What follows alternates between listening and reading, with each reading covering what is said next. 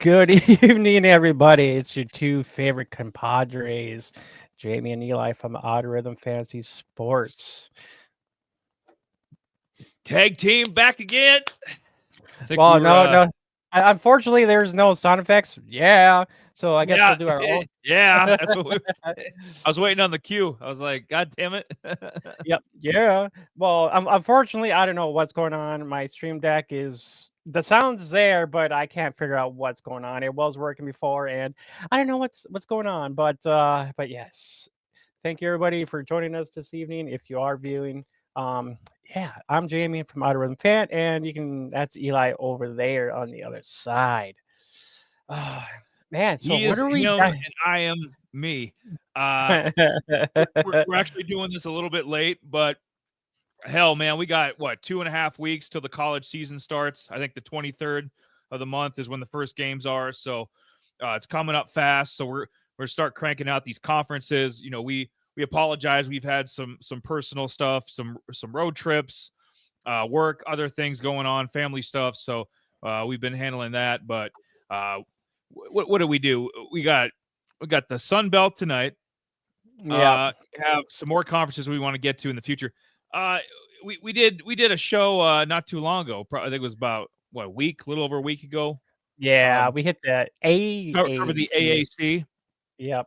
not the Well, the not American. the ACC, not the ACC, but the AAC. So if you want to, you want to see any, any preview on the 2025 fantasy players in the AAC from Army, North Texas, Navy, Tulane, any of those sorts of schools, go and check out.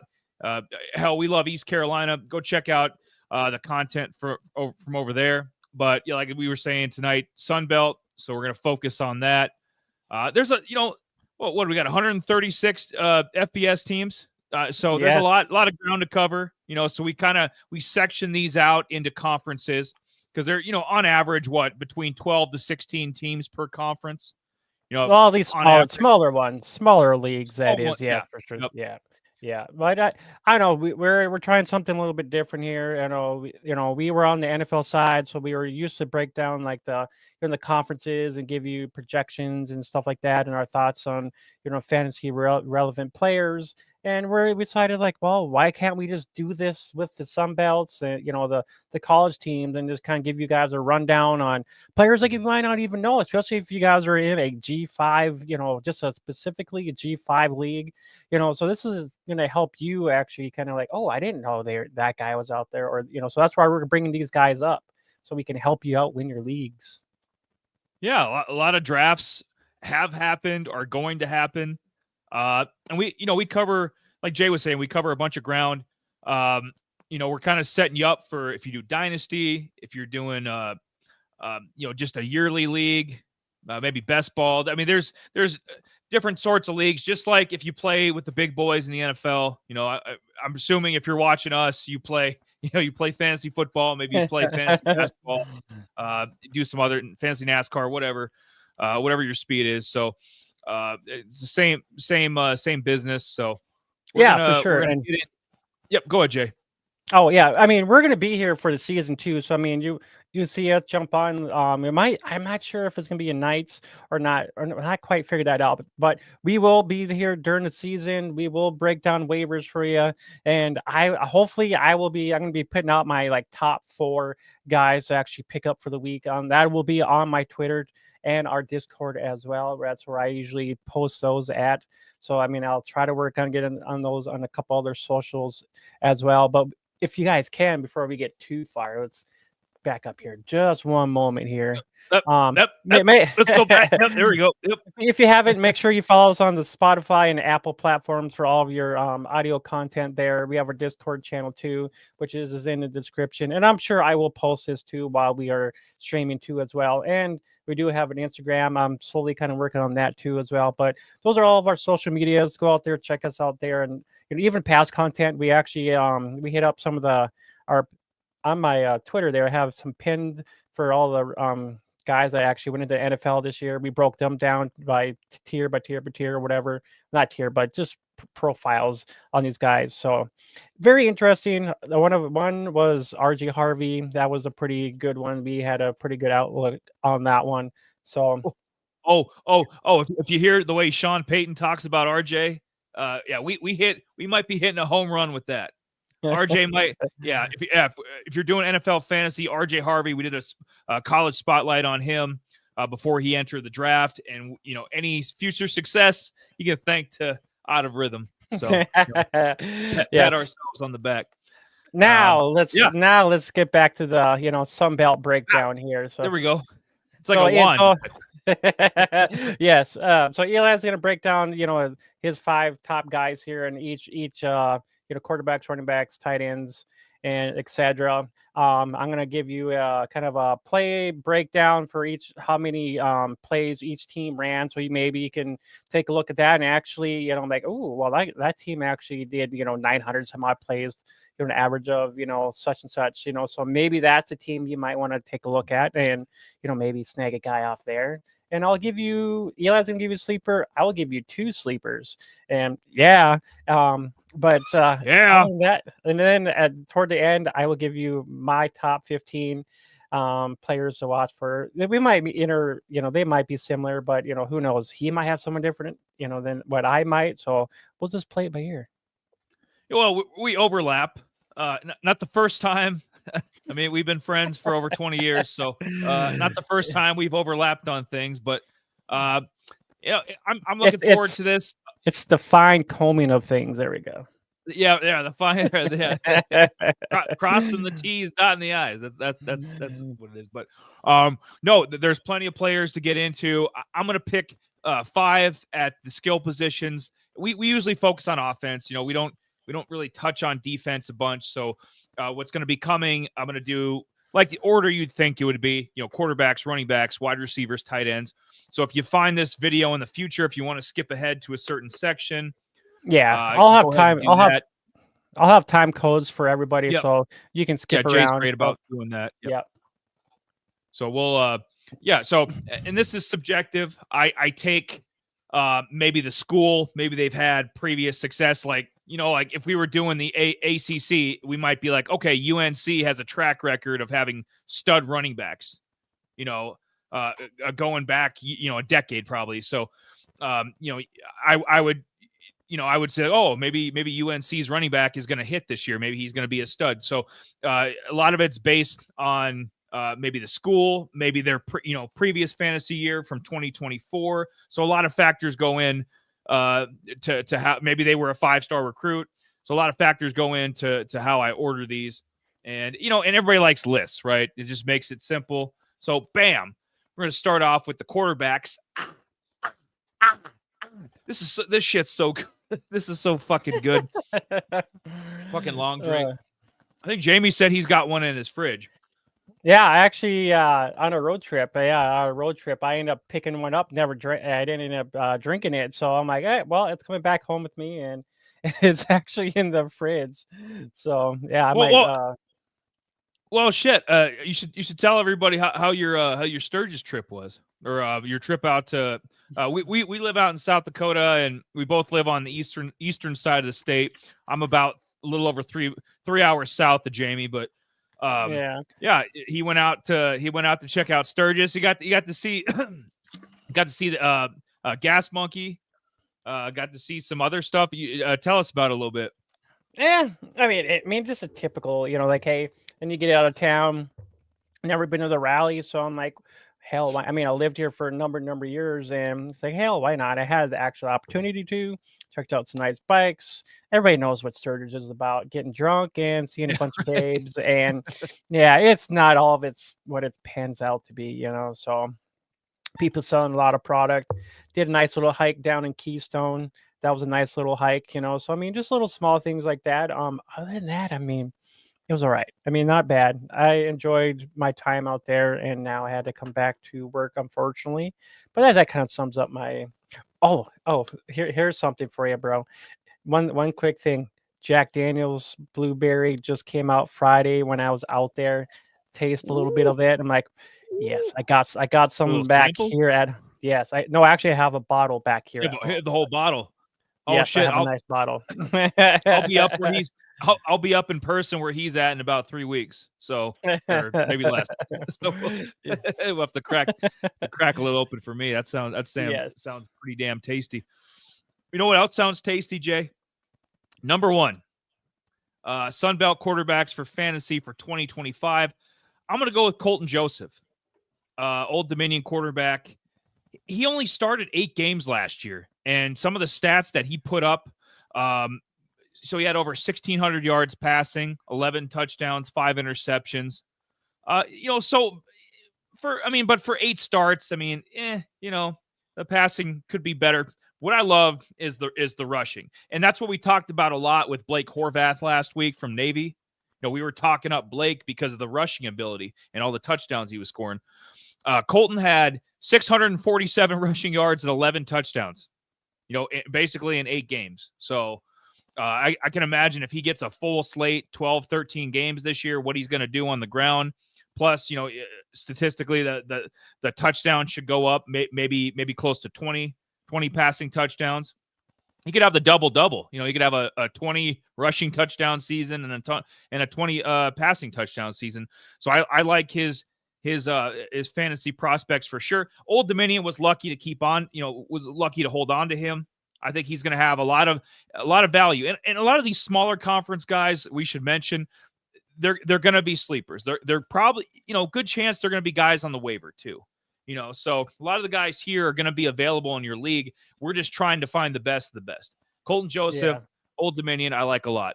Number 2, Braylon Braxton, who was actually at Marshall last year. He put up some big stats for the herd over there. Similar, just about the same amount of passing yards as Colton Joseph had. And he only actually had 8 starts too, Jay. So, a small sample size with these top quarterbacks in the Sun Belt. He had 19 passing touchdowns, 2 interceptions, almost 8 yards per attempt. So, he was lighting it up through the air. I think that was the best in the conference from what I saw.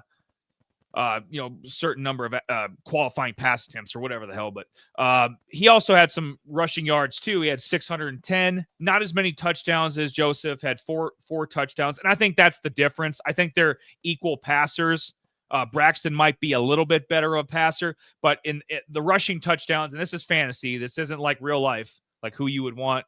So in fantasy, I would take Colton Joseph over Braylon Braxton, but Braylon Braxton is not a bad consolation prize if he ends up on your bench, and maybe you got to throw him in, or better yet, maybe maybe you're in a deeper league and you got to start him. So maybe he gets some starts for you. The next guy I like a ton too, Jalen Rayner, Arkansas State. I like this team a lot. I think they got a lot of weapons. I think there's big things in the future for them. Jalen Rayner had almost 2,800 yards passing, 16 passing touchdowns, 10 interceptions. Got to get the turnovers down a little bit, but the rest of the stuff I like. He's been very consistent. He's had 2 years in a row, Jay. Very, statistically similar. There wasn't, much of a drop off at all. So you know what you're getting with this guy. Very, very solid. Probably be on the waivers, so you'll be able to pick him up, early in the season if he's, Arkansas State does what I think they're going to do and start tearing it up on the offensive side. Also 387 yards rushing, 3 rushing touchdowns. So he doesn't give you the rushing value that Braxton and Joseph give you. That's why he's number 3, but still a lot of value there. And obviously he's throwing to, one of our favorite guys who's coming up on the receivers, Corey Rucker. So, that always helps too. Number 4, obviously, if he was healthy, Alonzo Barnett might be number 1, right, from JMU. Yeah. I think we would agree on that. Alonzo Barnett, obviously, he had the ACL injury at the end of last year, and which was sad. I mean, he was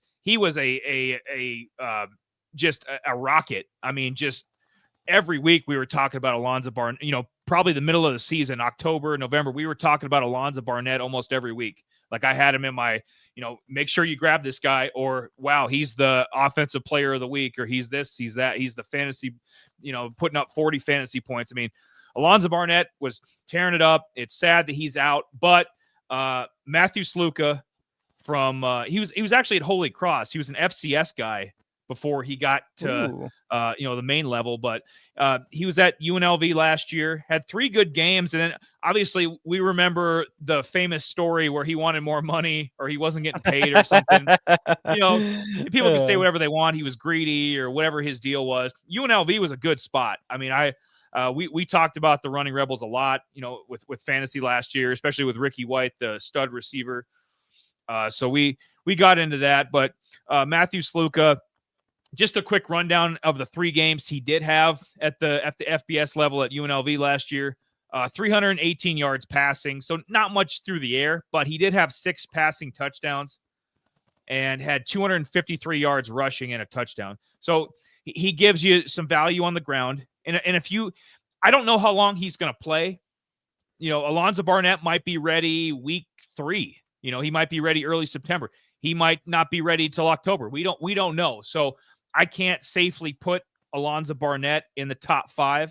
So I had to put a JMU quarterback. We both agree JMU could very well. JMU. I know. JMU could very well win this conference. I think they're right up there with Texas State and Arkansas State to who's going to win the Sun Belt. So, and fantasy wise, they got weapons too. So had to include somebody. Matthew Sluka. And then the last guy, I could have went with a younger guy. I could have went with the young guy at Texas State.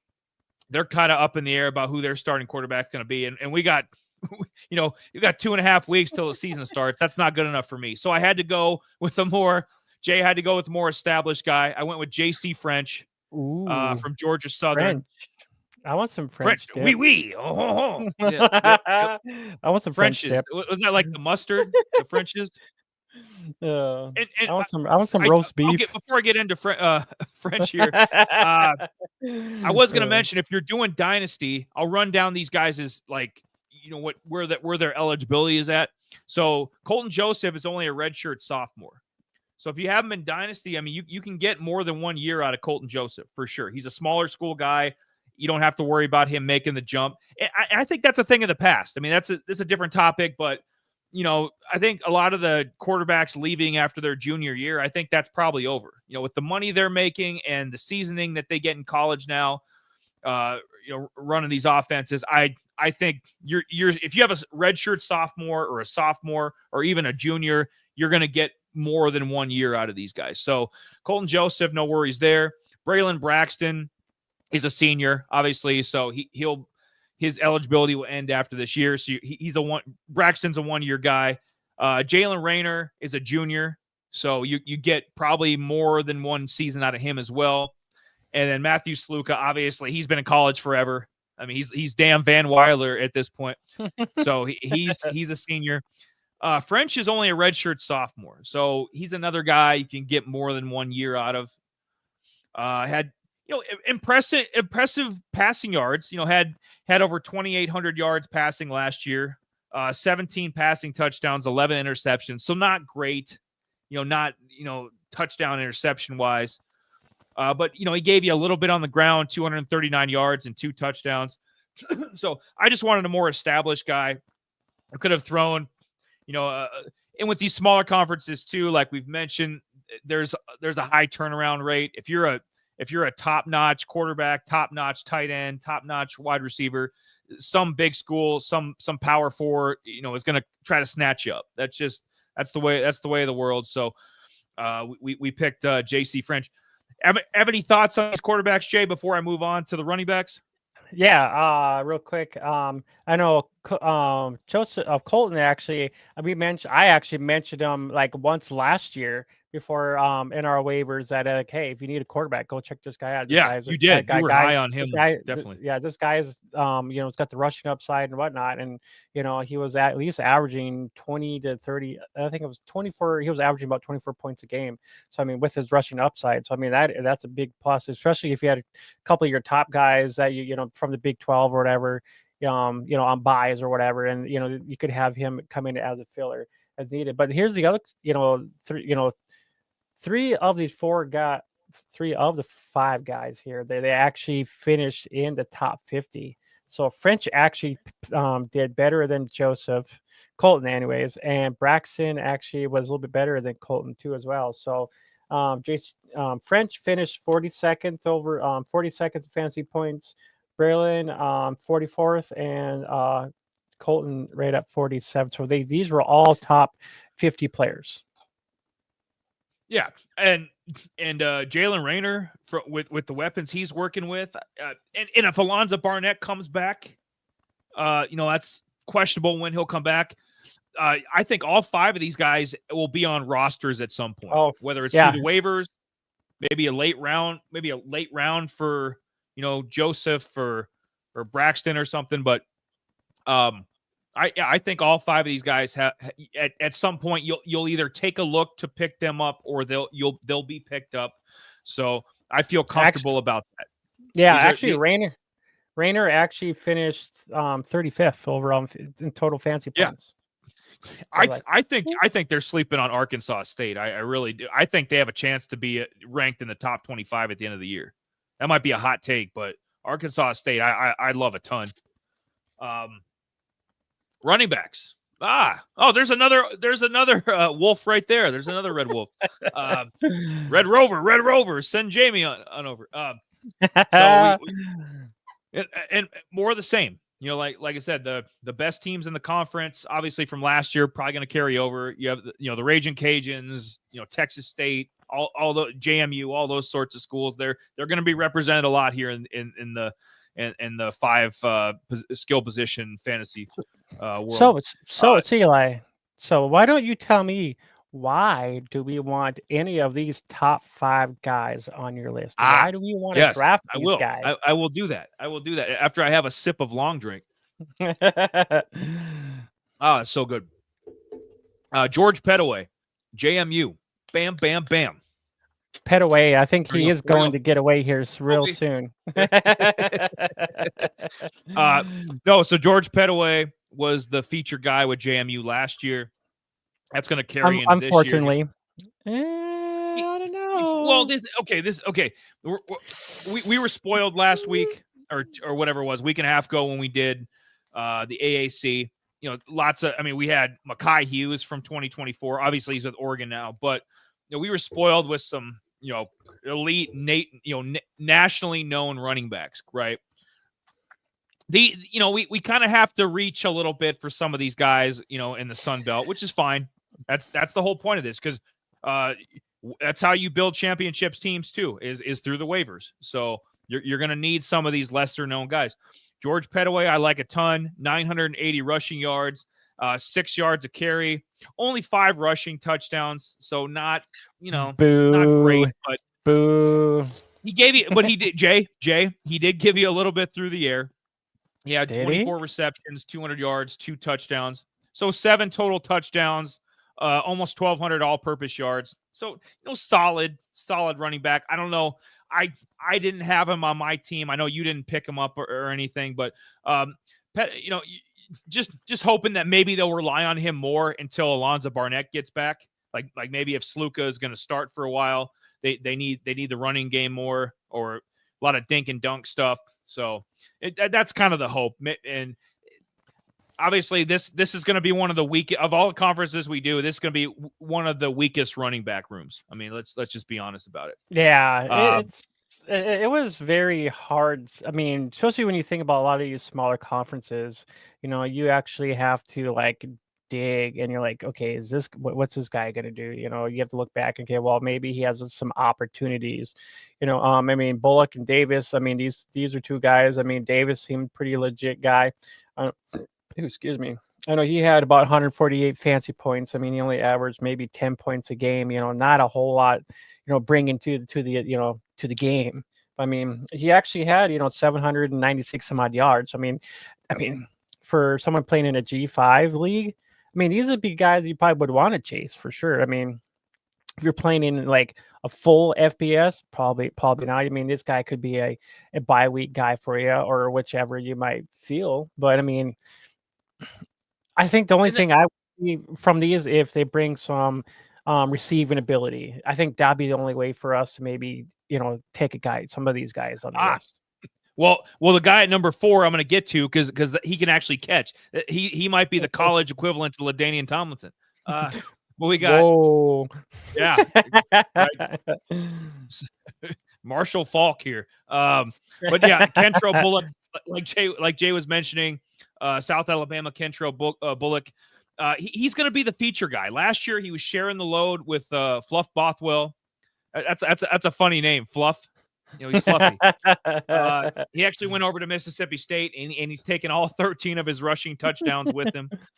So that'll open up the door for Bullock, hopefully, who had 831 yards, 7 touchdowns. So maybe he can steal some of those touchdowns back, maybe get double digit. So Bullock might have the highest upside, definitely over Petaway, definitely probably over Bill Davis.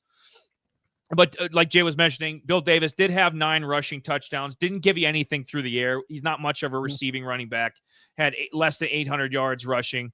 He had one good game against Coastal Carolina, had 110 yards rushing, I think like about 50 receiving yards and a touchdown. So, that was his highlight game. So Bill Davis isn't going to blow you away. Jaquez Cross from Arkansas State, I like him a lot. Didn't have a ton through the ground. 638 rushing yards, 2 touchdowns, have about 5.5 yards a carry. But he gave you 35 catches, 228 yards, and a touchdown. And receptions count for points too. So, I mean, if he could up that a little bit, if he could be a 40 reception running back, I mean, that there's value there, especially for a waiver guy, because that's where I expect him to be. I don't expect Jaquez Cross to be drafted. He's going to be a waiver wire guy. So keep an eye on him as well. Last guy, Jay, number 5, Lincoln Parr from Texas State. 547 yards, 8 rushing touchdowns. I like the touchdowns is what I like and why I included him in the top 5. Because if he could up that a little bit, get double-digit rushing touchdowns, now we're talking. Doesn't give you much in the receiving game. Excuse me. Only 12 receptions, 134 yards. He did have one big game against North Texas, the last game of the season last year.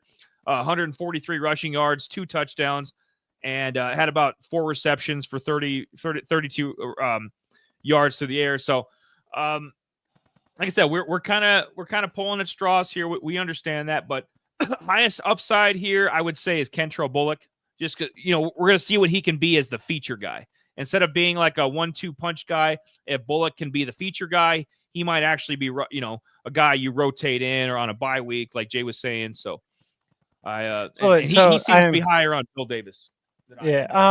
I know. I was kind of looking at his stats a little bit. I mean, Bullock actually had some nice rushing yards and, touchdowns and whatnot. I just didn't really see a whole lot in the receiving game, unless maybe that changes a little bit more there, where he actually, plays a little bit more a part of that, since they actually had some key guys leaving, down South Florida, so.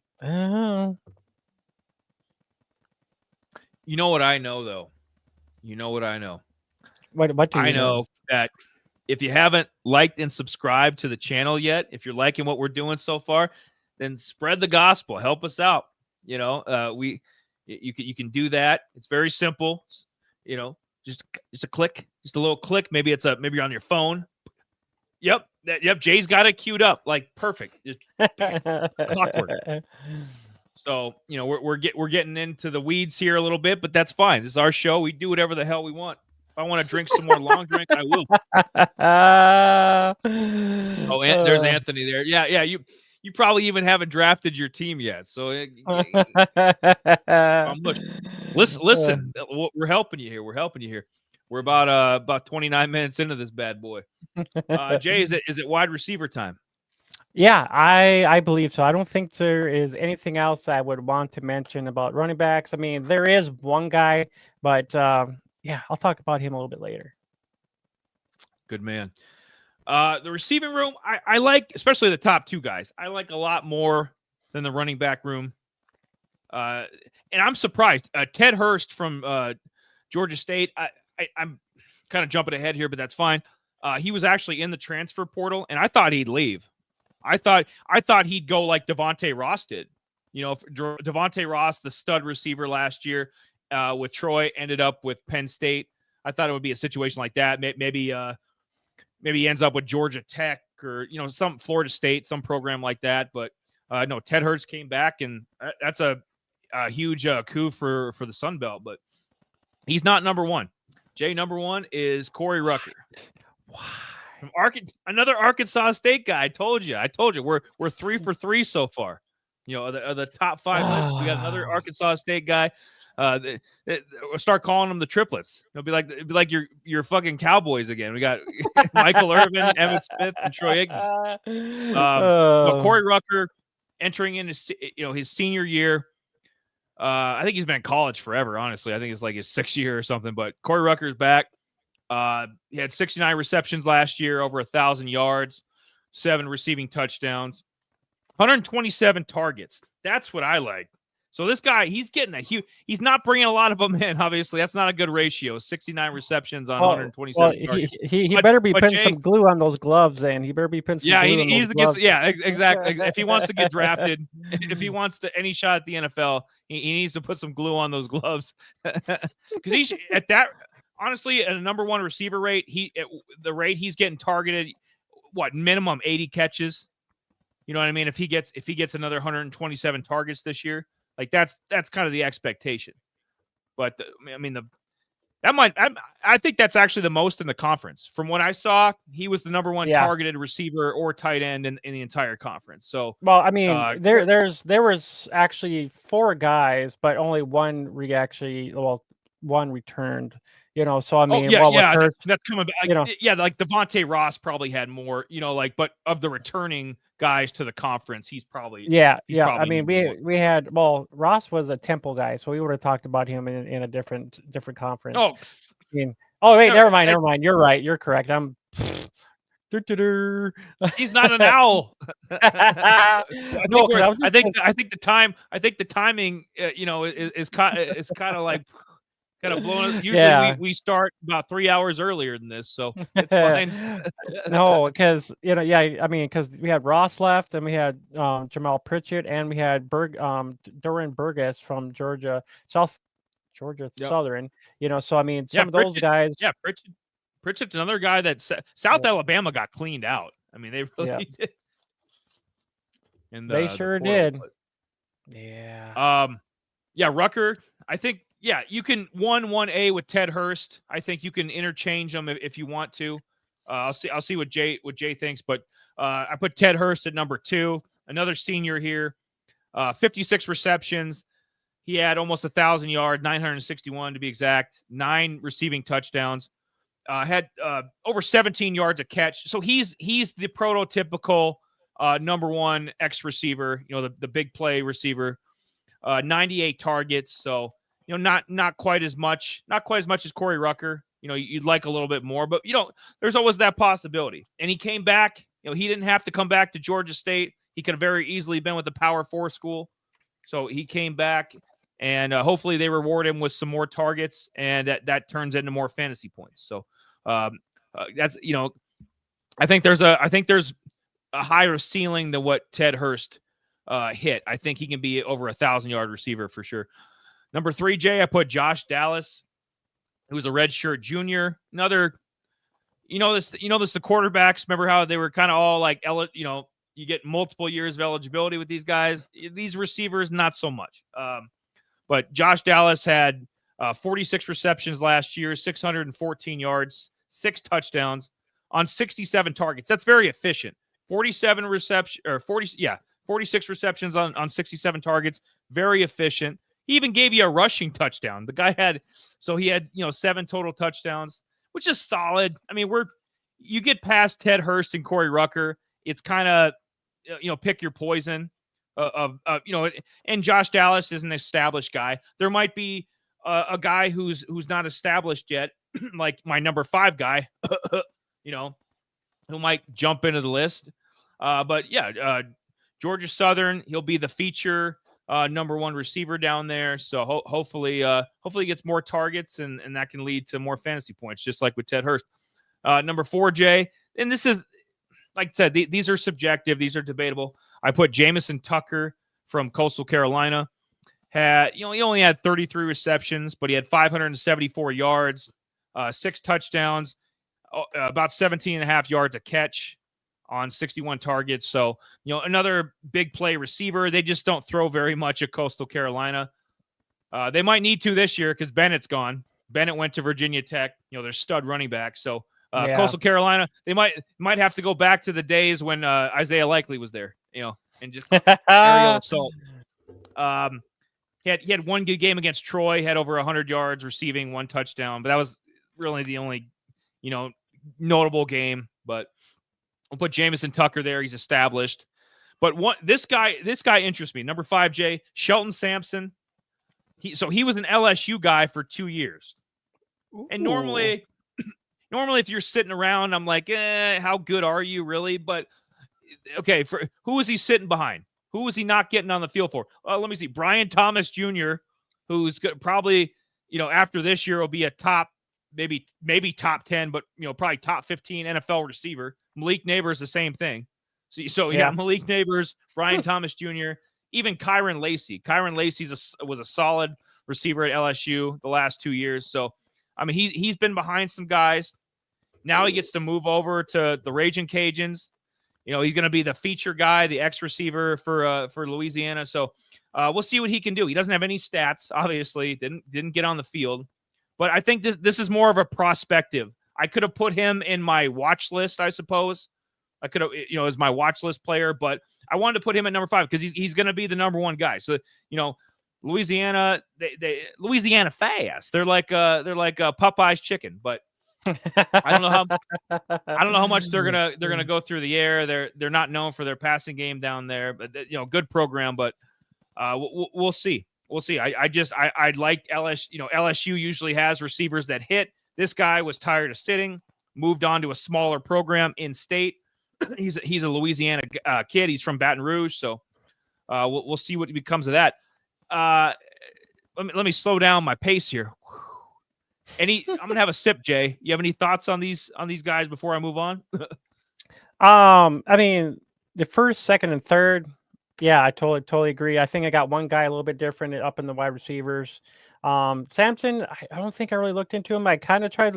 I think I kind of looked at Tucker a little bit too, and I was like, wasn't quite sure if he would kind of bring something to the to the yard. You know what I mean? So I was like, the My first 3 guys brings all the boys to the yard. Yeah. So I mean, I like Dallas as like your wide receiver 3 guy. I mean, he can. He had all like 100 some odd, nearly like 100 some odd targets. Not a lot of yards, but I mean, I think that's going to boost up. I think he'll see at least a lot more targets this year, more opportunities to actually, see the end zone.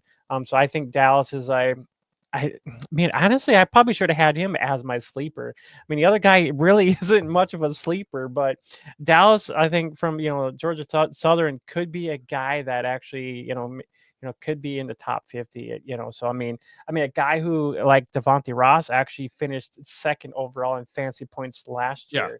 So a little guy from Troy, I mean, why can't Dallas, be up there with some of these guys from the Big 12, Big 10, and so on, I mean, this guy's, in a conference where, I mean, not a lot of competitions really, there, strength wise. So, I mean, this guy could totally bust out.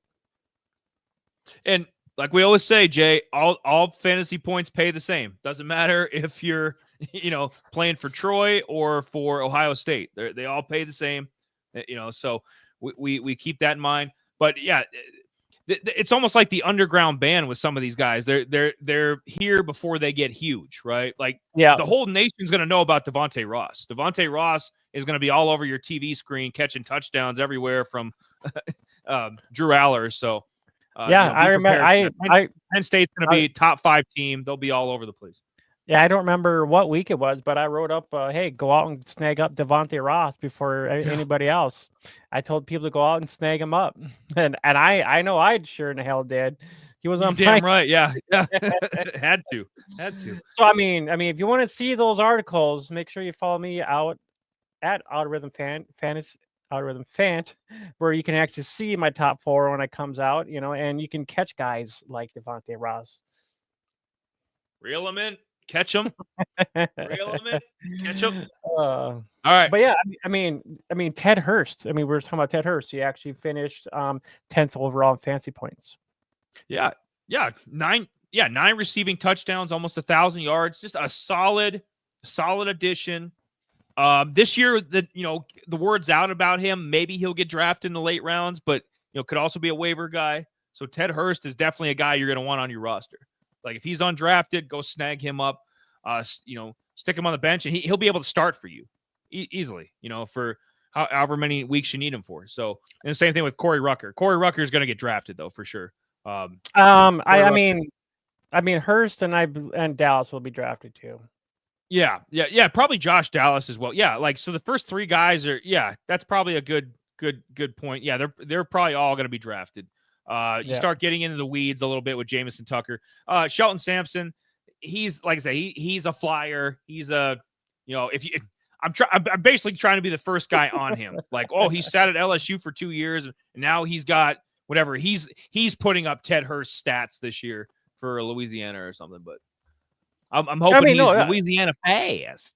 Yeah, I mean, a logical point. I mean, you think about the wide receivers that do come from LSU. I mean, these guys are stout. I mean, a lot of these guys. I mean, let's not talk about Terrence Marshall. Yeah, no, Terrace Marshall. Everybody gets a mulligan, right? Every God dang it! I hope you planned it out, but all right.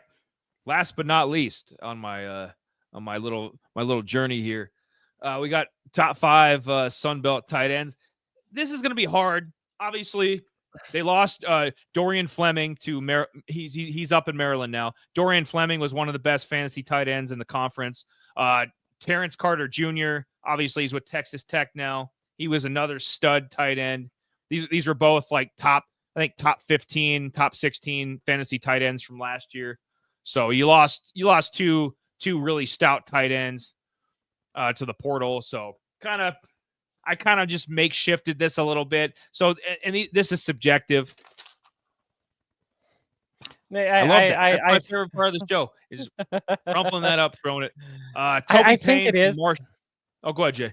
I was just saying, I think that it's going to be hard because I was even digging myself to actually find like, okay, what are some tight ends that we can maybe take a look at? A lot of these guys don't really have a lot of, physical time on the field and whatnot. Some of them might have a couple touchdowns here and there. So, I mean, a lot of these, I think it's going to vary. I think it's going to come down to, strength of schedule when it comes to a lot of these guys too. And just maybe, keeping an eye on a couple of these guys. I think the first guy is about the only guy we could probably only maybe mention that, you should take a look at more than likely. And that's Toby Payne from Marshall is who Jay's referring to. Last year's success might have been Braylon Braxton, being the quarterback. Toby Payne did have 6 receiving touchdowns. So, it's basically pick your poison. It's like which of the 5, and it could be expanded to. There's a lot of, let's just be honest, there's a lot of like 20 reception, 200-yard tight ends out there, right? There's a ton. I mean, it's a dime a dozen. So we're trying to find maybe a hidden gem, maybe a guy on a waiver. Like last year, I remember Blake Bosma. He was a fantasy guy that was kind of came out of nowhere. I think he was at Western Michigan. That's very possible. Yeah, there's other stories of guys like that, but we're hoping one of these guys becomes a waiver wonder and you just have to snag him up. But Toby Payne, 6 touchdowns last year, 17 receptions on 24 targets. He did have a 2 touchdown game against Georgia Southern as well. So we'll see what he can do. Number 2, Kyron Heath. He only played 8 games. So Kyron Heath, this is the upside guy. I've had my upside guys for all the different positions. Kyron Heath from Southern Miss is going to be the upside guy. He's playing with Braxton this year. Last year though, had 15 receptions, 220 yards, 2 touchdowns. He spent a year at Ole Miss too. So he was at Ole Miss before he went to Southern Miss. So he was recruited, by a major Power 4, top 15 program. You could argue Ole Miss is. So, he had 33 targets last year. Might have a case of the drops a little bit because most of these tight ends are super efficient. he wasn't as much. But I do like the volume of targets. I do like that Braxton's coming in at quarterback. So Heath probably has the highest upside of these tight ends. He might be a guy you actually pick up, off the waivers. Or River Helms, I put at number 3. So he had 5 touchdowns in the last 2 years at Western Kentucky. So he can score. He can score a little bit. Not one season, Jay, but 2.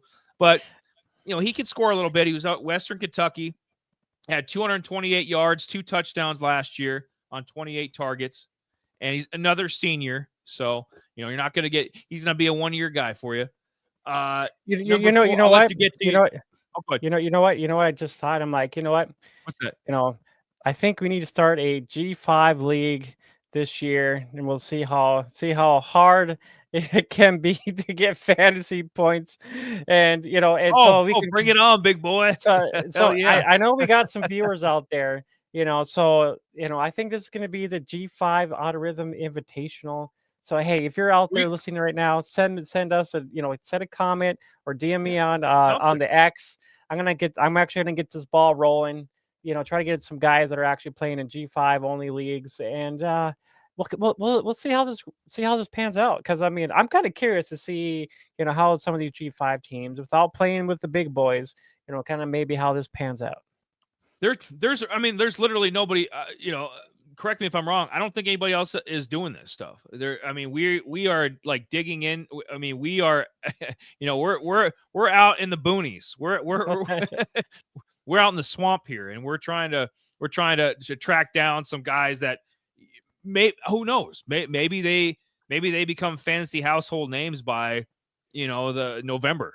So it's kind of come out of nowhere. Dorian Fleming, like I said, nobody knew who he was last year. At Georgia State, had a big fantasy year. Turned that into a nice NIL check from Maryland. We'll see what he does up in the Big Ten. But so and I think the same thing with Caden Jensen. He's a sophomore, young guy, could very well be this year's Dorian Fleming, where he goes on to maybe a Power 4 school in 2026. Because he had 19 receptions as a freshman, 138 yards, 2 touchdowns on 21 targets, and that was being the sidekick to Terrence Carter Jr. Right? Terrence Carter Jr. was one of the best fantasy tight ends in the country last year, and now for Louisiana, Caden Jensen's basically he was the number 2. Now he's going to be the number 1. So a lot like Kyron Heath, he's got some upside too. So Jensen might be a guy that you're going to hear that name again, or want to maybe pick him up middle of the year. We'll see what happens. And then Ethan Connor, not James Conner, not the running back from the Cardinals, but Ethan Connor or John Connor or from Terminator. But he had 4 So I put him in the top 5 because he had 4 touchdowns 2 years ago. Let's just be honest. We're reaching at straws here. There's not a lot of tight ends to established guys to stick in here. Because 2 years ago he had 4 touchdowns. I stuck him in here. Maybe he can recapture that magic. He had 0 touchdowns last year, so maybe he can recapture some of that. 17 targets, 12 receptions, a little over 100 yards. So nothing to write home about. We're just hoping maybe he can get some of he can get some of those targets that Devontae Ross would have got, had he stuck around. So these are my 5 tight ends. It's slim pickings, we know, but Heath and Jensen probably have the highest upsides. And guys you can probably definitely get on the waivers. So they'll be there just basically, if you want to keep an eye on them. Yeah, for sure. Yep. Sure, and that's it. Yeah. Yep. There. Yep. That I get it. We're out. Like I said, we're out in the swamp. We're out in the boonies. We're coming back to land. I think. Let me see. Yep. You see, like my little football. Like my little football light. Look at that over there. I know. So those were 5 quarterbacks, 5 running backs, 5 wide receivers, and 5 tight ends to look for in the Sun Belt Conference. And remember, there's East and West divisions. I don't really care. It all pays the same. So I wasn't going to be like, oh, these are the top 5 West, the top 5 East. So we just mashed them all together. So this guy, he's got an interesting story. My watch list guy, Jay, interesting story. This is his 7th school in 3 years. I mean, you talk about abusing the transfer portal. I mean, this guy, he's something else. So he was at Ole Miss last year. Didn't play much, and that's understandable. I mean, Ole Miss is a power, probably a top 15 program. SEC major power 4 team. I get it. 2023 at Miami of Ohio, not the U, but Miami of Ohio. Shout out to Big Ben. Had almost 1,100 rushing yards, 13 rushing touchdowns. Didn't do much. He's more of the bell cow back. He's not a receiving back. Didn't do much of that. But I think he was the number 36 fantasy running back in 2023. So he had some value 2 years ago. I'm hoping he can kind of recapture that. He was, I think he was with Memphis. It might have been Memphis for like a cup of coffee. Like he went from Ole Miss to Memphis, thinking he was maybe going to replace Mario Anderson, the stud running back from Memphis from last year. But he ended up at Georgia State. So Rashad Amos, let's hear it for him. Let's see what he can do. I hope he can recapture some of the magic from 2 years ago. And like I said, with these smaller conference guys, with the portal and there's some veteran guys left around, but a lot of them aren't elite, fantasy players. So you're like, I don't know. We're kind of trying to find some hidden gems. Rashad Amos maybe has some value, on the waivers. If he has a couple week stretch where he's really picking it up and he's looking like he did 2 years ago, might be worth looking into picking up. But do you remember any of him from 2 years ago? No, I honestly probably don't think so. Probably not irrelevant enough for me to pay attention. Well, he was number 36. He was the number 36 fantasy running back. So, maybe somebody will know what I'm talking about. But yeah, for sure. Yeah. What do you got? What do you got? Can I tag you in? What do you got? Well, so I mean, this is my sleeper. I mean, I have my couple sleepers here. I mean, Ayo Ajayi from, JMU. I mean, he was with North Texas. I mean, I think he would have been the man, the rock that, could have, been folded for, JMU. I mean, he got injured really quick too. I mean, he played, had 20 attempts. I mean, I think he only played 1 or 2 games. So he had 1 touchdown, some odd yards. Jay, this is a little random, but is he Jay? Is his brother playing the NFL? I'm not sure. I thought I was thinking of Jay Ajayi. Remember the Dolphin running back? Oh yeah, well yeah, he went to the Eagles afterwards. Oh yeah, I think he went to the Eagles and the Dolphins. Yeah, I wonder if this is his brother.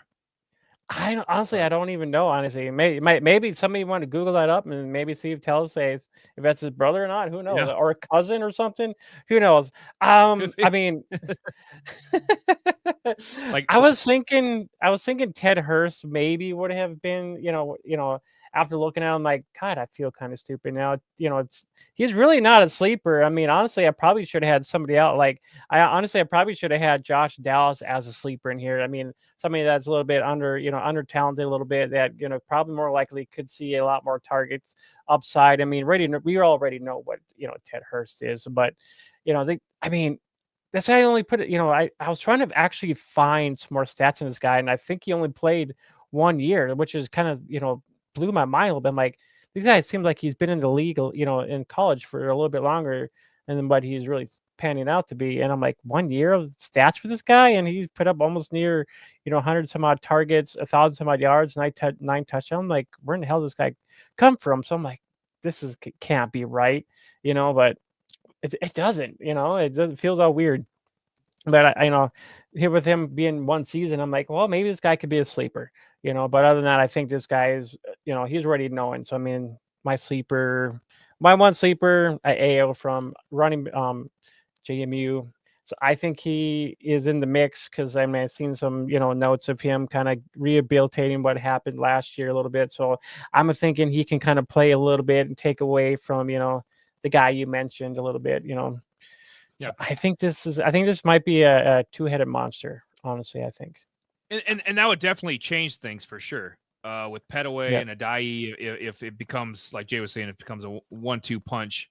That'll Yeah. definitely take away some fantasy points from Petaway. But Yeah. no, I'll be honest. I had totally spaced on him. I remember seeing a little bit of him at North Texas 2 years ago, but it's like it does in the fantasy world. It's like we've got the minds of flies. We're like, okay, if you had Right. if you've had three bad games, we drop you or we forget about you. So yeah, Yeah, no, for he sure. definitely, if he comes back this year, he'll for sure be on the waivers. No, he's not going to be on anybody's radar, but he's on our radar, and that's all that matters. Yes, it is. So those are a couple of my sleepers, but I mean Ted Hurst really isn't it really isn't a sleeper. So, but I mean on the other hand, this might be pretty valuable for some of you guys that you might want to take a look at. And we talk about team wise, and we kind of do Yes. kind of that some belt breakdown here. I mean, you can see Texas had the most plays overall, running 73 some odd plays.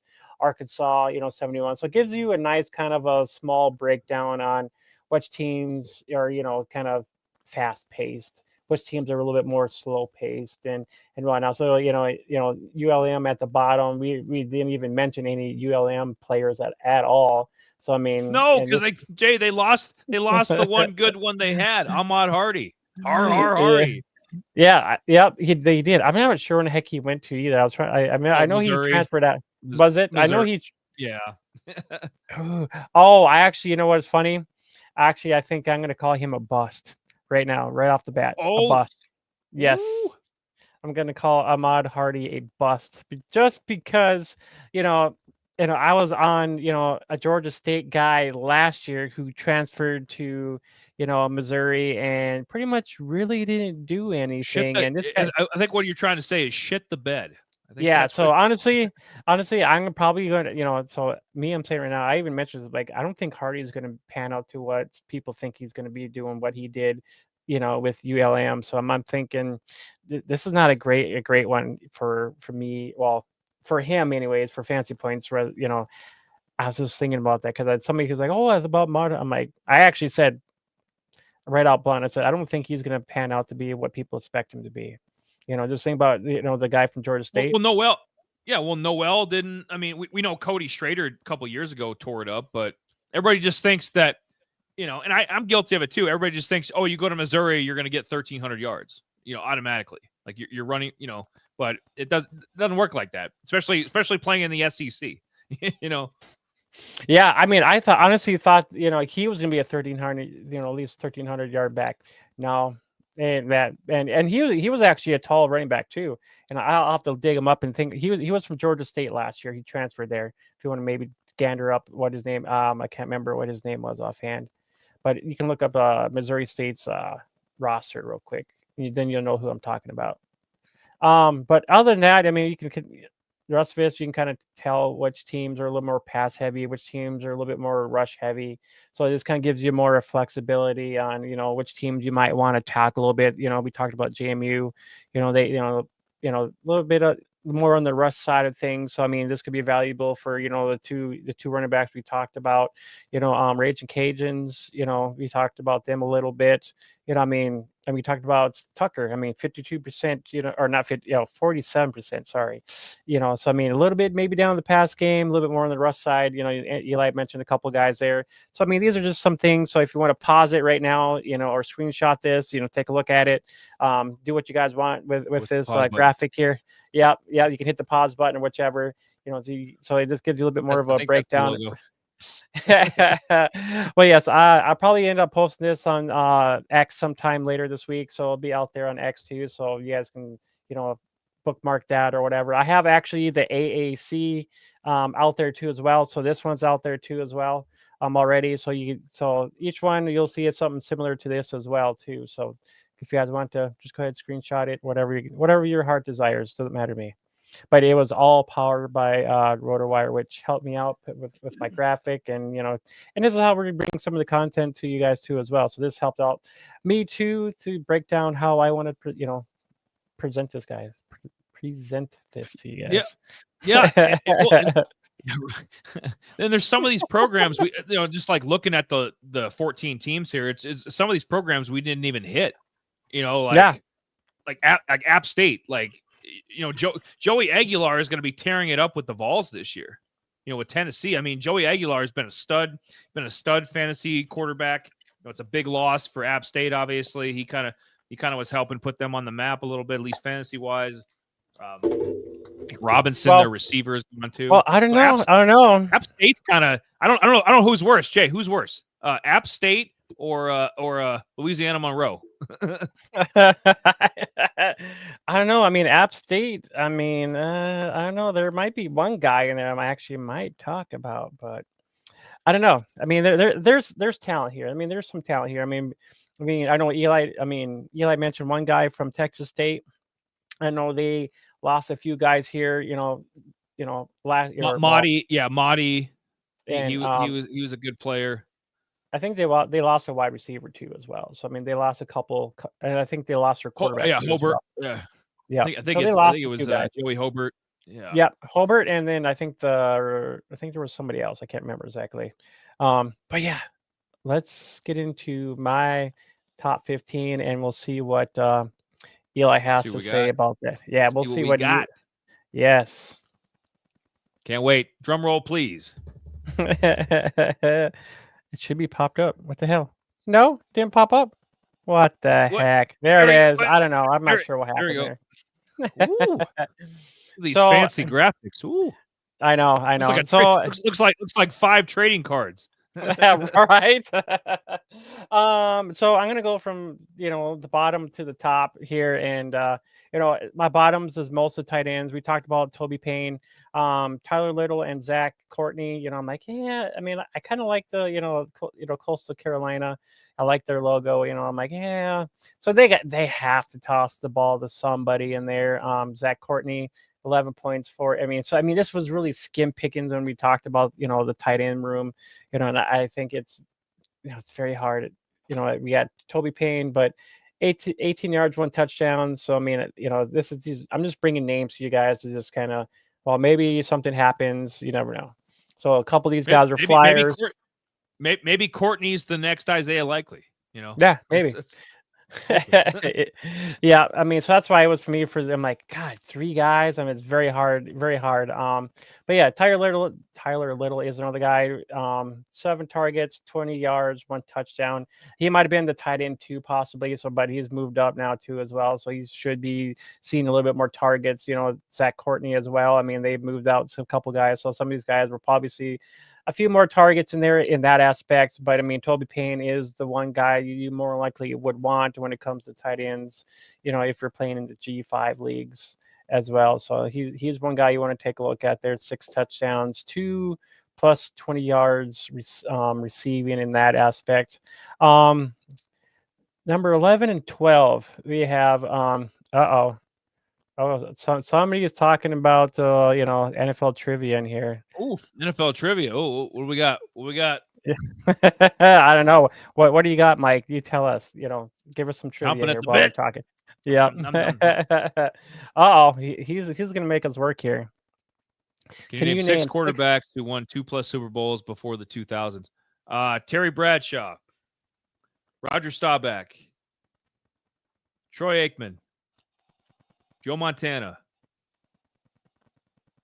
Jim Plunkett, Bart Starr. That's 6. That's 6. Ooh! Get out of here! Out of here! Confetti? Yeah, right. We need a confetti machine now. I got my light up football.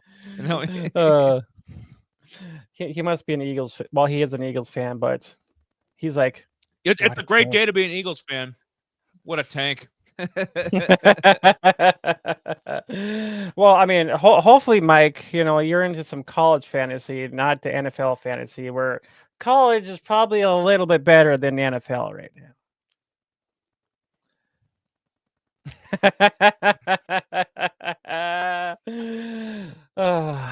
Yeah, this guy over here, he's the brains of everything. He puts everything, he puts everything together here. But it is super late. Right. I was gonna say got? it is super late. Oh well, It is little getting there. little trivia Yeah. never hurt anybody. Oh God, no. Oh God, no. No, we appreciate everybody that has been viewing us so far. We're a little bit of Yes. hour in. You thought. Oh, I mean, forgot John Elway. Oh yeah, John. Yep. John Yeah, Elway. Well, yeah. he lost so many of them that he didn't come to mind right away. I just picture him. No, Steve, Steve Young only won one. yeah, I was gonna I say think. I was actually going to mention Steve Young because I'm like Steve Young was actually pretty good. I'm like I know he didn't win that many Super Bowls. I think maybe two, but I don't know. I would have to. Just the one. Yeah, just the one against the Chargers. Yep. Yeah, yeah. All right. Well, we appreciate everybody All right. that's viewing. Yes. It's Thank you. fun. As a backup, he has As a two as a backup. backup. Yep. Well, those don't Well, count. Come on we now. could have won as backups too. You know, maybe maybe Jamie and I were on the practice squad with the Eagles last year. Maybe we should get rings too. I don't know. Yeah, for sure. So my 11 and 12 here. We talked about Bullock a little bit already. I don't know why I put 16th, but it's just he had 163 fantasy points. I mean, for a running back who had 152 targets, I mean that's a little insane. But I mean, those are all attempts. But he did have. I mean, he does. I mean, honestly, this guy does have some potential breakouts. He In the run game too. I mean, 8 plus 20-yard. Games. I mean, that's pretty impressive to me when you see something like that. He's got some breakaway ability. Bullock, Kentrell Bullock, get to know that name. South Alabama's got a good program. I know they lost Gio Lopez to Jamie's UNC. They they lost Fluff Bothwell. They got pillaged. Let's just be honest. But they run a good program down there, and yeah, Kentrell Bullock I like a ton. I think he could probably be higher on the list. Honestly, he could probably crack the top 10. Yeah, just with potential, Jay. I mean, he could be a guy that has 14, 15 touchdowns. I mean, I don't think that's out of the possibility. Yeah.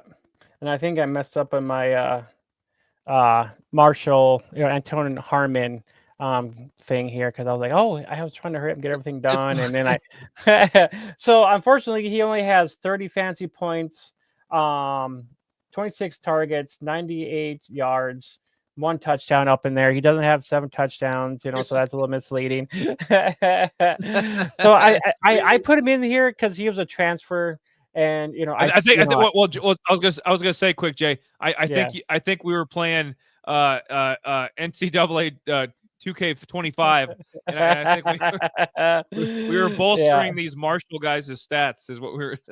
Yeah. Well, see, the thing about it is that he had 2 seasons at Mississippi State. I mean, he didn't get a whole lot of time. He saw 36 targets, 1 touchdown, and he does. Here's the thing: he does have wide receiver, tight end, Alabama. No, I can't even talk now. He's a flex guy. I like. Yes. I like that. I like that. So this guy might have some potential. So I mean, you could use this guy, into tight end position where he actually could boost that, in that area right there. But other than that, sorry for the, for me and that proofing my graphics here because I was trying to hurry, get everything done. I'm like, okay, I'm done. No, I guess not. I'm like, wait a minute. I know that guy did not have that guy, that much statistics for sure. But anyways, that was the top, 15 to 11. So here's my 10 to 6 here. Oh, we do have an App State sighting. Okay. Yes, we do. So, I mean, for me, I think Bunyan here, 74 fantasy points, 56 carries, 335 yards, 2 touchdowns, 2 plus 20 plus yards there on the ground. So I mean, I think there is some potential. Even though they're missing some things there. I mean, this guy, he is a beat. I mean, he is pretty big boy, and I think there is a potential for him to actually overcome, probably some more bulk of the carries, a little bit more in the yards. So I think his rush touchdown upside is going to go up a little bit more this year. So I mean, he's a transfer from Arkansas. So I mean, I think this is a good chance for him to actually maybe see 800 some odd yards, maybe 6 touchdowns in that aspect. Well, they're gonna have yards are gonna have to go somewhere. Yep. Like they lost Joey Aguilar and Robinson, the receiver. Like yards, no matter how bad App State is this year, yards got to go somewhere, and this could very well be the guy. Yeah, I don't even know how to pronounce. Is it Dubinian? Dubin Onion? Like I don't know how to pronounce his last name. I don't know But either. I'm like you're talking me you're willing this into existence. You're talking this into existence. I might go and snag this guy up if he has a couple good games in the Well, middle of the especially season. if you're playing in a G5 league, which if you're Yes, out there it's listening. strictly G5 league. Yeah, this needs to happen. Like we're segregating the teams now. You got Power Yeah, 4, G5, and yeah. I don't know where the hell the Pac-12 falls in there, but they're not neither. And we talked about Braxton. I have him at my 9. But yeah, 283 fantasy points. He averaged at least 25 fantasy points per game. 1,600 some odd yards, 19 touchdowns, 2 interceptions. I just think this guy is gonna build. It's just gonna go upwards. With him transferring from Marshall to being that at Southern Miss. I mean, we had what's his names? You had Gore's kid down there who actually had a good season with. Frank Jr. Yep. Yep, yep.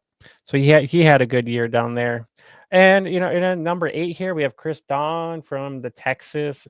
With Holbert. Holbert. Interesting. Yeah, I think with him leaving, this opens up a little bit more with him. I mean, he had 56 some odd targets, 800 or 418 some odd yards. I think he had a couple touchdowns and 2 plus 20 yards. So I think this kid's got a little bit of potential out there. I think he is their number one go-to guy, wide receiver 1. So I think his target's going to go up a lot more. So I think there's ability to watch Texas State, especially with them. They're not going to be in the SBC anymore. They're headed to the Pac-12. So next year we'll be talking about Texas State in the Pac-12. This program's on the rise. Something else might be on the rise for me too soon. Getting a little too happy. Oh, calm down over there. If you want to put a stock on a team to like within the next 10 years be kind of like maybe the next Boise State, it's Texas State. Because they got the NIL budget to do it. They're gonna move to the Pac-12. Pac-12 is gonna be rebirth. Not gonna be like it was, but still they're gonna be like maybe the where the Mountain West is at, or maybe a little bit better. So, Texas State, yeah, they are moving up in the world. I love it. Chris Don,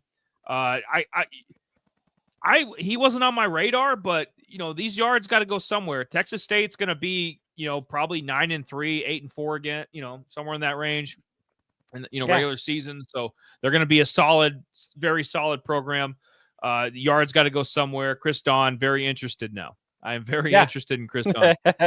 I'm like, I gotta have a Texas State guy up in here. So I'm like, you got it. You do. Whether it's Parr, the running back, or Don, the receiver. Yeah, you got to have. Texas State's gonna have. They're gonna be the best team in the conference or one of them this year. So you got. Oh yeah, most definitely. We already talked about number 7. We talked about Ted Hurst there. The 103 some odd targets. 1 year season. I mean, pretty impressive in my eyes. I have him at 7. Maybe I should have had him up in the top 5 when I was thinking about it back, and I'm like, God dang, maybe I should have had him up a little bit more, but maybe bump down Dallas a little bit more. But I mean, I don't know. I mean, Ted Hurst is his name's already known, so it's kind of like, that's right. Number 6, he's gonna. I was gonna say we say his name one more time, he's gonna appear. But Ted Hurst. But yeah, we already talked about AO a little bit from JMU. I got him at my number 6. So I mean, I think this is a good spot for him. I already mentioned he's already working on his I think he had a knee injury. I can't remember which one he had, but he's working on that. So I think there's going to be a mix of him up in there a lot this season too. So that's why I mentioned him as my sleeper for the Sun Belt Conference. But yeah, that's my 10 through 6. I don't know, like or dislike. I don't mind. Braylon Braxton, I might have a little bit higher. Ted Hurst is about where he should be. I would have Yeah. Braylon Braxton maybe closer to 6. Yeah, I was kind of, it's Don kind of, Don's interesting. Don is interesting. yeah. I know. I was kind of like debating. I was like, okay. I was just kind of pan out things a little bit, and I'm like, well, I don't know. I know maybe Braylon could have been up a little bit more too as well. Just kind of looking back at some, I'm like, oh my god, because I'm just thinking of like the Ted Hurst. I was like, maybe I should have moved him up a little bit more, but I mean, it is what it is. What it is. Here's Oh, my 5 through 1. he's got JC French as number 1. Ooh, Yeah, ooh, yeah. I ooh. do. I do. I mean, it was at first, I'm like, maybe I should have had, Colton and French maybe swap him, Colton be the number 1, French is the number 3 guy here.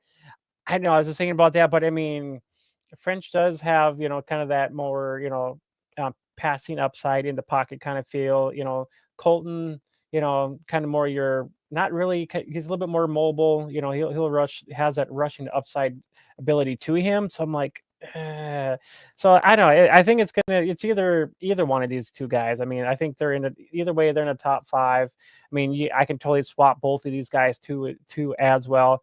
But I mean, I think French, I think he'll bring a little bit more to the yard this season than Colton. I think it's going to be fun to see, which guy actually finishes. But I mean, I know Colton has been, for projections, he's actually, I think he's top 10 in projections as far as fantasy points, like 300 some odd fantasy points. So he's up there with a lot of these guys from like the Big 12, Big 10, so I mean, he's up there with a lot of these guys. Yeah. Colton Joseph has a chance to be, or the other guys, kind of his peers in the G5. Like Blake Horvath. Some of the guys that are going to rack up the rushing touchdowns. If Colton Joseph plays a full season, he over the projections, I mean, 15 to 20 rushing touchdowns for sure. Yeah. JC French, that's a little bold, but he's working with Josh Dallas. Maybe that combination, bumps up a little bit. Georgia, I love the Georgia Southern logo. I mean, I'm a sucker for an eagle. Okay, Eagles always look good. The Philadelphia Eagles, the bald eagle, Eagles always look good. Georgia Southern, I'd love to see that. Because who's got a better quarterback name than J.C. French the Fourth? Nobody. That's it. I mean, I kind of, it's kind of flattering a little bit, I mean, It's I regal. like it. I'm like, but yeah, I think I actually might be happy with actually having Dallas at number 5. 66 targets, 154 fantasy points, 6 touchdowns. I mean, 6 plus 20-yard receiving games there, so I mean, he has potential to actually stretch the field. So I mean, that's a little bit of upside with Dallas too as well. I like kind of looking at if potential of these guys that can break out and from especially which defense they're playing to as well. So I mean, these are some potential getters too as well. So I mean, I like Dallas. He will be more likely your wide receiver 3 in most leagues. But I mean, if especially you're playing in a G5, this guy even might be your first guy off the board. So, and then we have number 4, Petaway. Eli talked to him a little bit. I think this is going to be a 2-headed monster, but I mean, the potential there with George, 5 plus 20 yards on the floor, on the ground there, so you got a little breakaway speed. Jay, I think this could work. Both running backs could hit. I mean, he's got them at 4 and 6 on his list. Both running backs could hit if Sluka is going to play for a while. Because Sluka, like if Alonzo Barnett gets in there, obviously Alonzo had 26 passing touchdowns in 10 games or something. So like, they're going to throw more with Alonzo, but I think Petaway and they can, this can work. You can have 2 top 10, top 6, guys in the fantasy guys in the conference if they're going to rush the ball and Sluka is going to be the quarterback for a while. So I could see that happening. And then Josh Dallas, obviously at number 5 here. I like that in the NFL. Didn't we always talk that up in the NFL? Like when we did the NFL stuff where, you want to pair the receiver, the receiver and the quarterback. Yeah. Like more likely. It's kind of almost this is like the college equivalent. Like, hey, take French and Dallas if you can get them on the same team. Yeah. I mean, I think that doesn't really hurt. I mean, it all depends. I think maybe you want to tackle more. I mean, especially if you're doing the G5 leagues, this could probably be a good pairing in something like that. But if you're playing a full fantasy, like all the teams, probably not so much. But I mean, I think these two guys are going to be having a lot of connections this year. So I mean, the other thing too, your Barnett did have some rushing upside. He did have 7 rushing touchdowns last season. So I think that might take away a little bit when we think about some of the running backs too. I mean, he had 5 But touchdowns. So Slook is pretty mobile too, So, but yeah, Alonzo Barnett would have if Alonzo would have been healthy, I would have put him at number 1. The top 5 I would have done had Alonzo been healthy, I put him at 1. I would have put Colton Joseph at 2, Corey Rucker at 3. I would have put Braxton. I actually would have probably put Braxton up higher. I probably would have put Braxton at 4 and then Ted Hurst at 5. I would have probably put JC French at about probably 6 or 7. And that's then not bad either. Dallas would have been in my top. Dallas would have been 8 or 9, somewhere in there for guys. But no, it's a good list. And then towards the I don't know. Where do we do the G5 draft? I mean, do we will this into existence? Do we make this our own G5 league?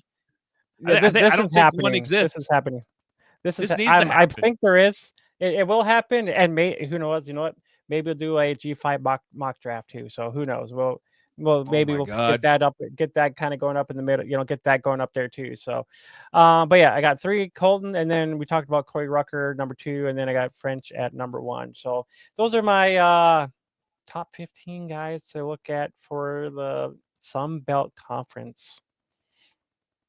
I gotta put that little Sun Belt, that cute little there we go. Bam. Aren't you happier? You got the Sun Belt, you got the sun shining, you got Ted Hurst up there, you got Colton Joseph, got a bunch of studs here. Lincoln Parr. I feel happier just looking at it, But now it's time to go away. Mush, out of here. Yes. But yeah, I think it is time for us to actually get wrapped up here. Eli gave you his top 5 at every, quarterback, running back, wide receiver, and tight ends. So I'll go back and actually have all the time codes in there. So if you guys are watching this afterwards, all the time codes will be down there. So you can go back and take a look at each and one of those. I'll have time codes for each of the sleepers, and then, the fantasy breakdowns and whatnot as well. So and my top 15, I'll have all those time codes for everyone to go back and take a look at too as well. But yeah, I hope you guys liked what you guys saw. We kind of dove into this a little bit. I mean, a lot of content there for you guys to digest, and hopefully you guys liked it. If you guys are just coming across this, give us a like and subscribe. This is our first time actually kind of breaking down these conferences, into a fantasy perspective for a lot of you guys as well, because for far as I know, really no one's really doing that right now, and we want to bring a little something different to the college atmosphere for you guys to dive into. So that's why we are doing this for you guys. And I know I'm loving college a little bit more, and then the NFL side, but I still love the NFL too, though. But I think the college brings a little bit more fun to the atmosphere. Yeah, oh, definitely, and they're getting paid too, but it's still there's still some purity to it. It's fun. I know, we're looking forward to the college fantasy year. Season's going to start earlier than the NFL. If I'm not watching any of that preseason trash, I'll be honest. Like I'll be come to me, Thursday night, week 1. I'll be hooked in this stuff. But the preseason trash, Let's focus on some college. I mean, there's some great week 1 games. I mean, you got K-State, Iowa State, a top 25 matchup there, the Big 12. So I think there's some other matchups I'm probably not getting to, but that one stood out to me the most for the August 23rd slate. So got some great games coming up, and we're going to do some more previews. We've only done 2 conferences, AAC, Sun Belt. So maybe we'll move on to a bigger conference, the next stream that we do. But pay attention to this. We covered basically for the AAC and Sun Belt, we've covered everything you need to know. You know, all the important, the key guys, important hitters. Because if there's somebody we didn't see coming, then we're blindsided too. We're like, wow, you know. But we all the major names we covered. A couple sleepers we thought, maybe they'll hit through the waivers or whatnot. And so we covered our bases here, and we got to go. Jay, it's almost midnight. I know. We gotta go. I know. You got to go to bed. I don't. You but you gotta go to bed. You're an early bird. I'm an afternooner. So hopefully you guys let's build a bunk bed. Let's build some bunk beds in that room of yours there, the studio. Right? Yes. Yeah. Give us a like and subscribe to the channel, please. And then make sure you follow us on Spotify and Apple Pods. And we do have a Discord, so the link is down there in the description. So give us a preview there. I mean, we do share a lot of our stuff there too as well. So you can give your thoughts and opinions on the college realm of fantasy if you guys want, or just ask just any kind of questions as well. And we have an Instagram. I haven't posted on there for a little while, but I mean I'm in the midst of trying to maybe post a few things here too as well. So other than that, we're gonna get up out of here. I'm Jamie. That's Eli. We'll catch you guys on the next college preview. Later, guys.